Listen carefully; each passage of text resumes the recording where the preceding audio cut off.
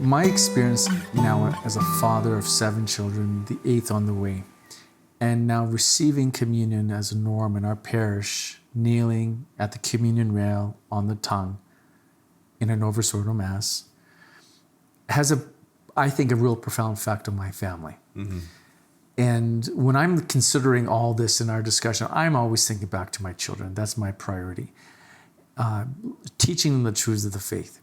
And I know how little children my children perceive me. Mm-hmm. I'm their father. And as their father, I'm like God to them. Mm-hmm. I'm not God, but I'm like God because to them, I'm all powerful. Mm-hmm. Daddy is the strongest person in the whole world. I'm all knowing. Anytime they have a question, they come to me. I'm everywhere. They can't get away with anything. I'm on. So to a little child, the person who's the most powerful person in their life, now they see this man, me, their father, kneel before receiving the Eucharist. I believe that does something to a child. Mm-hmm. What is this? Why is the most powerful person in my life bending down towards the priest coming before him with the host? And I think it's such a powerful catechetical moment for a child. And I have stronger opinions maybe than you on this because I feel like we see the loss of faith within the families. Generally speaking, it doesn't translate to the next generation. If we keep on doing what we're doing, we keep on getting what we're getting. We got to change something. If we just keep on doing everything, and the mass attendance is down. One of the things that I have changed is my reception of the Eucharist. I think it's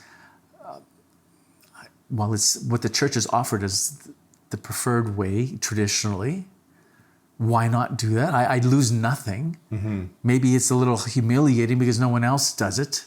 Well, I could always be humiliated. I have too much pride anyway. But I think about my children. Mm-hmm. I want them to see this. And then when we're at this communion rail, they see all the other fathers and mothers kneeling down, doing the same thing. It's like this public display of humility. It's not casual in any way.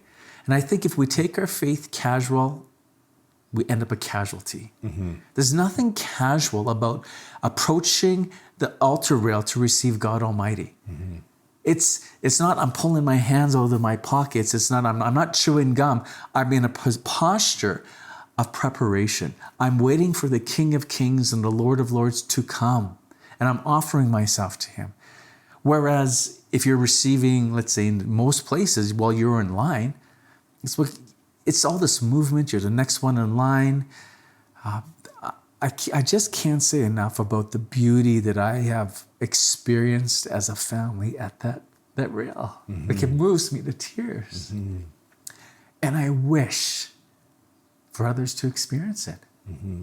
I wish that other fathers could to have that experience. And I'm not saying that it's a bad parish if they're not doing it. I'm just saying this has been so beautiful in our family's life. I wish that everyone could at least see this, right. But it's not happening.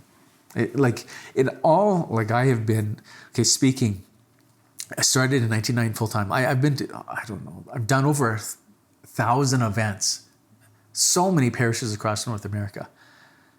And I have never seen the reception of the Eucharist done this way, in the way that we have in our parish.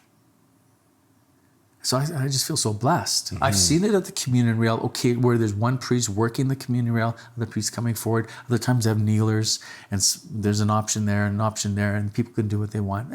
And that's beautiful. But there's something about like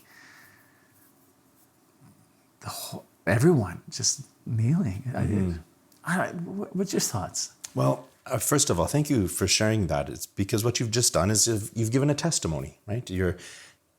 You're not condemning anyone. You're not saying anything critical about anyone. You're affirming the beauty of what you have witnessed, what you have personally been impacted by, what you believe and hope is informing your children. That's beautiful, right? And where there's a communion rail, I think you have the experience of kneeling at the gate of heaven. And instead of getting to go in, Jesus comes to you. You want to talk about humility. The second person of the Blessed Trinity lowers himself into a piece of bread and lets himself come from heaven into your mouth, into your heart, to tide you over until whenever is that day that he will bring you to heaven. That's what's happening at that moment.